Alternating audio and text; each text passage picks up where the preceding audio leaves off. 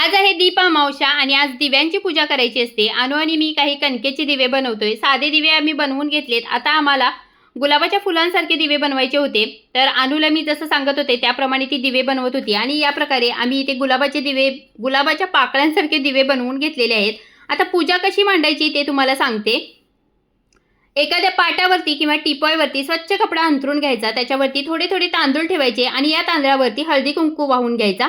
आता या तांदळावरती पहिल्यांदा तर आपण गणपती बाप्पांना विराजमान करायचं आणि जर तुमच्याकडे गणपती बाप्पांची मूर्ती नसेल तर तुम्ही सुपारी देखील ठेवू शकता। आता एक एक करून दिवे ठेवून घ्यायचे। गणपती बाप्पांना आणि दिव्यांना हळदी कुंकू वाहून घ्यायचं। गणपती बाप्पांना दुर्वा आणि फुलं वाहायची आणि दिव्यांना देखील फुलं वाहून दिवे प्रज्वलित करायचे आणि कणकेचे जे दिवे आहेत ना ते दुसऱ्या दिवशी सकाळी वाहत्या पाण्यामध्ये सोडून द्यायचे। अशा प्रकारे तुम्ही ही दिव्यांची पूजा सकाळी किंवा रात्री करू शकता।